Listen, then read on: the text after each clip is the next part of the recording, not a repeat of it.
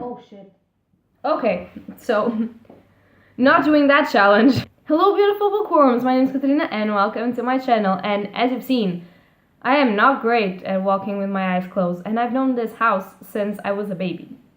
So maybe that's why this book affected me as much as it did. So as you guys probably seen by the title of this video, I'm going to be talking about the new sensation book slash movie. That's right, I'm going to be talking about Bird Box by Josh Malerman, and I'm going to try and compare the book to the movie. So let's get into this wild ride, because this is one of the most high expected movies of the year of 2018 because it came out in December, and I've watched it, and that's not something that happens every day, me watching a new release. And I've also read the book.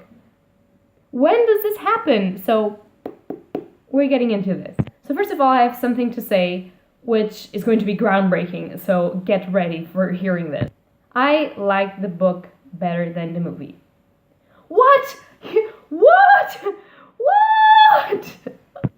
Okay, you all can stop pretending being surprised now, but it is true, I like the book better than the movie, but I really, absolutely, really enjoyed the movie.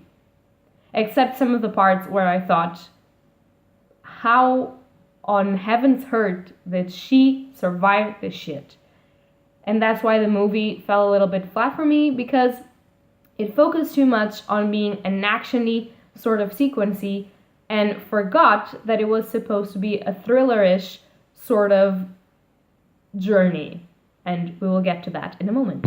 So basically the story of Bird Box, which is fairly similar between the book and the movie, is the story of this woman called Mallory, and she, at the beginning of the book and the movie, she has 2 kids, 5-year-olds, and she tells them that they are going to go on a journey through a river, but they have to do it blindfolded because they can't look to something that is out there. And in the movie, the premise is basically the same. So this book, and also the movie, goes back and forth between their journey in the river and what actually happened to that point. So in the beginning, it presents us a pregnant Mallory and the beginning of an apocalypse where people see something that you don't really know what it is, because everyone that sees it goes completely crazy and tries to violently murder other people and then to put an end to their own life.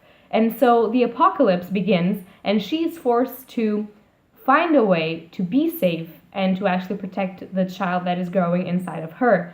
And after that, we get an ensemble of characters, each and every one as weird and problematic as the other, but really, really interesting and detailed, except in the movie, because in the movie, fuck the rest of the characters, because we just want a love interest. So basically, the divergency between the book and the movie starts already in the beginning, and I am going to actually spoil a little bit of this for you. I am trying not to talk a lot about spoilers, but it has to be done in order to compare both things. So if you haven't read this book, I fully advise you to do so. It was a great book. If I had made a top books of 2018, it will probably be on there. And it was a book that, as someone that suffers from generalized anxiety disorder, gave me so much anxiety that sometimes I had to stop, breathe in, breathe out, and then say, this is not happening, this is a book, it's not in your head, open your eyes and go read the rest of the book so you know how it ends, because you have to know how this ends and if they die or if they don't. So, read it, it's fairly compelling. The descriptions of people blindfolded are severely aggressive in a way that causes you anxiety. The descriptions of people having to go throughout the world blindfolded are really severe, and the entire psychological journey that the main character makes in the book is beautiful, amazing, and as I'm going to say by the end of this video, I do believe it has something to do with mental disorders. So I think it's very interesting in a psychological point of view and also in a thriller point of view. So go read the book and we will meet after you read the book. For those of you that have read the book or don't give a shit about being spoiled, here I am again. Let's continue. So the divergences between the book and the movie, as I was saying, begin right away in the beginning. So when you're reading the book, I found it very interesting that our main character didn't give a shit about all of the news of the apocalypse going on, because it was something that was happening in Russia and then in Europe, but it wasn't reaching America. And I think that is kind of the main way that Americans, and maybe other people as well, think about stuff. So if it's happening somewhere else, it does not have a potential of hurting you. So you're fine, you're okay. And that is mistake number one. If something is happening that actually engrosses a lot of the population, even if it isn't in your country, maybe you should keep an eye on the news, because maybe it could be potentially problematic. But why she wasn't interested in the news was because she just found out that she was pregnant, and she didn't want to be pregnant. And I think that speaks a lot to the character. In the movie, they focus a lot on the fact that she already knew that she was pregnant and that she just didn't want to be alone. And because of that, she didn't really want a kid because she didn't know what to do with it. But in the book, she's kind of lost in her life. She doesn't want to admit that she's going to have a kid, but she goes to hospital treatments. She doesn't say anything about giving the child to adoption, but she doesn't want to actually say that she's pregnant and to recognize that state. So they're fairly similar, but the difference in the beginning is that the apocalypse just happens in the movie. So she's going to a doctor's appointment, and when they're coming out of the doctor's appointment, everyone is banging their heads into the glasses, everyone is fucking exploding in their cars, everyone is just crazy running in the street because of no fucking apparent reason. And what I enjoyed about the book is that the progression of the apocalypse, as you might say it, and the progression of the thing is really, really slow. So you start to detect some things in America, and then you start to detect some things in other cities, and then you start to detect more things, but it's always a progression. And in the movie, maybe because you only had 2 hours of movie and you had to focus on the main characters instead of on the progression of the apocalypse, everything happened in that time. Like, a girl gets out of her house, she goes to a doctor appointment, and then she comes out and all fucking hell breaks loose. And I was like, bitch, why? Why did this girl get out of the house today? Because if she did it tomorrow, she would already hit the fans and it will be okay. Like, why today? Why the day that the girl decided that she was gonna go to the doctor's appointment? Why you do this to a girl?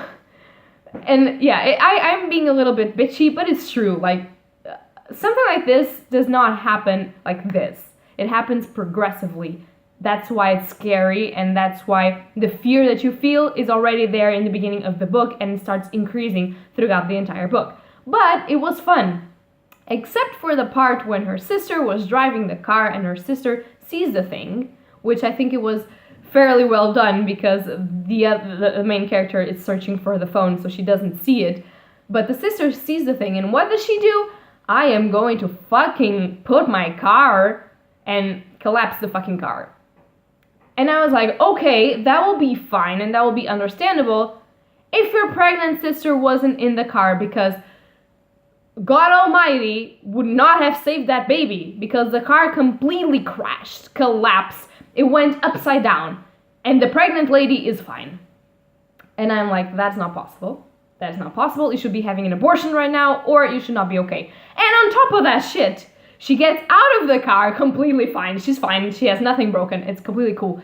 She goes and she trips on the street and people just push her to the ground and she falls on her stomach. And the baby is fine and she's fine. Is everything fine? And I'm like, what is this movie doing? Pregnant people cannot get out. And let's just say she was really pregnant. She wasn't like in the beginning pregnant. She was pregnant, if you know what I mean. So she got out of a fucking turned car, like a very severe crash, pretty much okay, nothing broken, fine, the baby was fine, and then she collapsed on the street on her stomach, and she's fine. The baby's fine as well. Everything is fine. And that was the point where I thought, this movie is not going to be good, okay?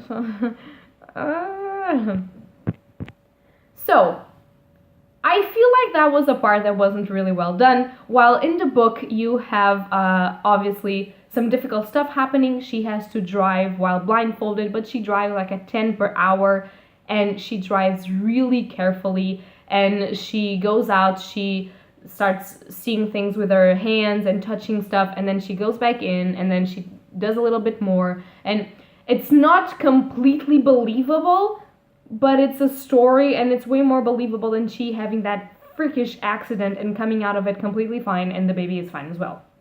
So that's one of the things that I didn't like in the movie. It had a lot of action sequences that didn't seem possible. Like in the end of the movie, there's an action sequence in the river in the midst of like a lot of stones, a lot of water, and just falls, falls. And I was like, how is this bitch is going to survive? Because she and her kids are blindfolded.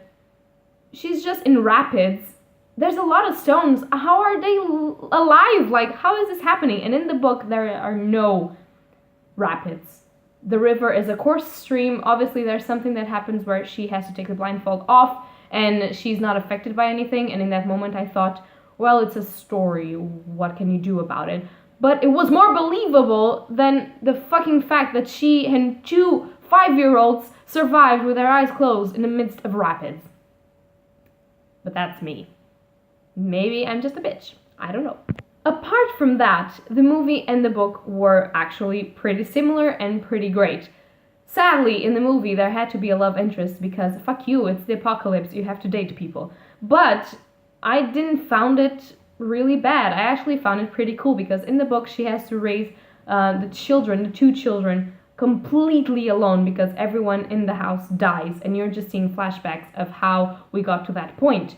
But in the movie, she actually has the help of Tom to help her raise all, like, the children, because he's the only one that survives the happening that killed everyone in the house. And I felt like that was a little bit more believable than the fact that she had to raise 2 5-year-olds completely on her own. I also really enjoy the journey, the psychological journey that she makes in the book and in the movie, because I have a very strong theory that the book and also the movie has to do with mental illness. And this is because you're fighting something that you cannot see, and you don't even know if it exists, and that's how it feels to fight against a mental illness. I know a little bit about it because I have generalized anxiety disorder, as I told you, but there are a lot of other disorders, like for instance depression and social anxiety and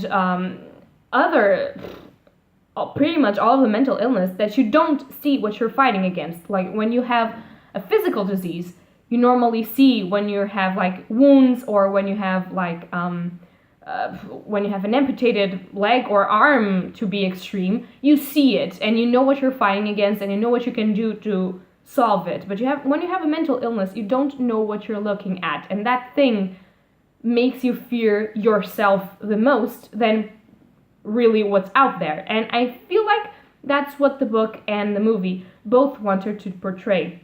The movie went to a place where it actually sort of seems like there was a creature that you couldn't look at because leaves would move when the creatures would come next to you, but you never actually see the creatures, and it's the same in the book. And I think that that's because this is a metaphor for mental illness. And I will die on this beach. It is a metaphor. It is mental illness. Say what you want, that's my interpretation of the book.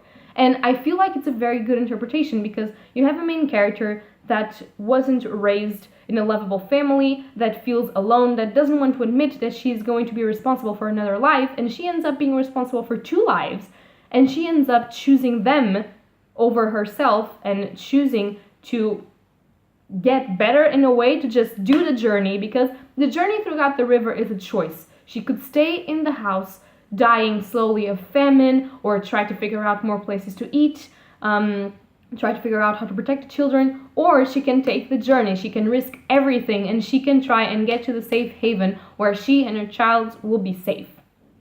And that journey is risky. That journey is the getting better. That journey is the trying and overcome your illness and trying and fight against it, even if you'll have to open your eyes in the end. And I think that the thing where the movie failed, that actually compensated with other stuff, and I will talk about that in a second, is where the book was grandiose. Because First of all, it scares the shit out of you, make you feel anxious, make you feel like you're fighting something that you cannot win. And then in the end, there's a part where she actually has to risk everything and open her eyes to see the path that she wants to take. And I was like, yes, that is the ultimate metaphor. You have to open your eyes, even if you're surrounded by sickness, by death, by something that you don't know what it is, and something that you can't fight, but you have to do so. You have to choose this, to go and to see beyond and to be cured and be better. And that was so strong. In the movie, that didn't happen. They substitute that or replace that by the fact that she had 2 children and she lost them in the woods, and one went one way and the other went the other way. And because one of the child is hers and the other one is not, she kind of has to choose which child to save, but she adamantly says, don't take both my children. And she adamantly says that she loves both of them and that she wants to go there together and that she wants to find the safe haven for them together and she will not leave them behind.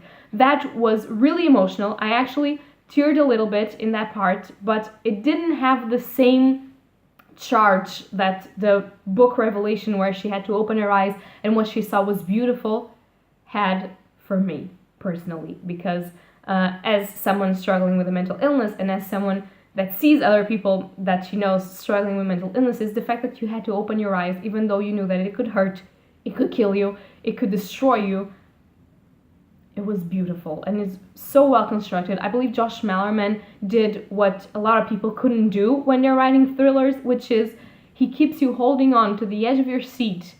He keeps you metaphorically doing constructions of stuff that are not there, and then he hits you in the face with this metaphorical beauty and he just wraps it up and you're fine. And I really enjoyed how in the book, when they get to the safe haven, it's a safe haven for the blind.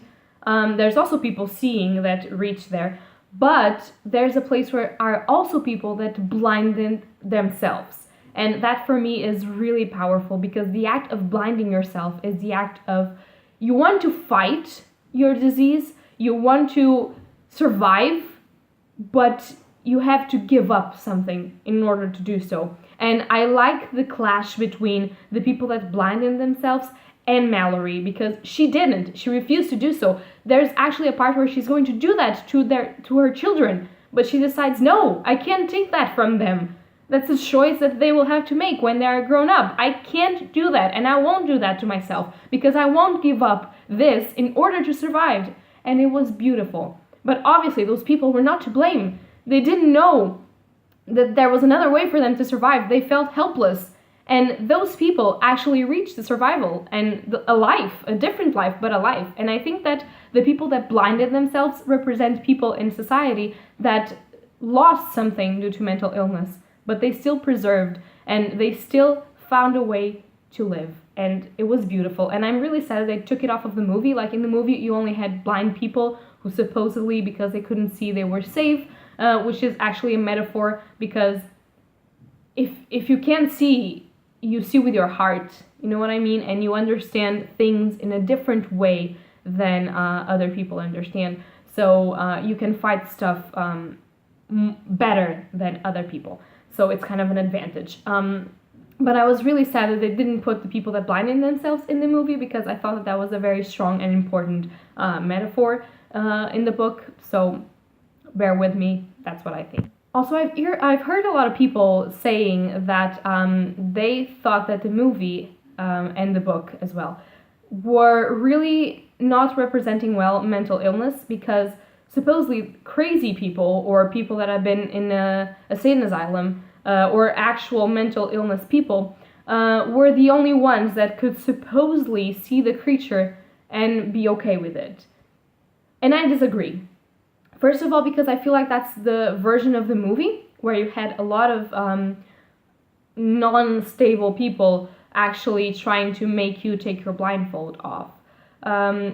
Second of all, because in the book you have one of those people that actually comes into close with the main group, but that person is also affected by the creatures or the guilt in his brain, just in another way. So instead of trying to take himself out immediately, he wants to try and hurt other people first. So I feel like that is not trying to speak ill of mental ill people, precisely because I feel like this book is an honorable mention to everyone that suffers from mental illness, and tries to explain that journey. I think it is trying to actually show society. Society, in a way, has still this conflict with mental illness, because it's something that they can see, or they believe that they see better than people actually suffering from it. So the crazies in the movie and in the book, I feel like there are people that don't actually suffer from mental illness and don't believe that it exists, in a way. So are those people that tell you, why don't you try to be happy when you're depressed? You have to endure it because it will pass. Or those people that tell you, but why are you anxious? Or those people that say, but why do you have an eating disorder? You're fine. Those people, I think, were represented by the ill people in the book or in the movie, because those people are always telling you, you have to take your blindfold off. You have to see the world because the world is beautiful. So they don't have the same interpretation of your disease as you have. They don't even consider it a disease. And I think that it was masterfully made. I think in the movie it was poorly portrayed, but in the book, because you only have one person, you see everything from his point of view, and I don't feel like it is an attack to mental ill people. I just feel like it's actually an attack against the stigma that it still exists in society, that mental illness is not a real illness. But you can interpret it everything as you want, because this is my interpretation and you don't have to agree with it. So it's fine. Overall, I really enjoyed the movie, although obviously I think the book is better because of the way that it portrays the metaphors and the way that it makes you feel anxious until the very end, because you never know what is going to happen and you don't even know what already happened. Even if the book is telling you in flashbacks the story, you don't really know what's going to happen to get them to that point. And it's very unnerving and it's masterfully done. Everyone lost something, which I also think it has a parallel to the mental illness sort of thing, because everyone loses something in their battle, in their struggle. And it was masterfully done, and I absolutely love it. Obviously, if you don't want to read the book, you can watch the movie, although I don't think it's as well made. But at the same time, the book is less than 300 pages, so give it a shot. It's really good, it's really well constructed. It's going to make you feel stuff, which is what you want from a book. And so I thoroughly recommend it. Overall, I really enjoyed Bird Box. I hope that you guys also enjoyed it. If you've read the book or watched the movie, tell me down below what your opinion about it is, because obviously we don't have the same opinion. Nobody can have the same opinion. And I really want to know what are the theories for the movie and the book are out there. Because do you believe that the creatures existed, or do you believe that us humans make our own suffering? I really want to know. So yeah, guys, that is going to be all for today, and happy readings to you all. Bye!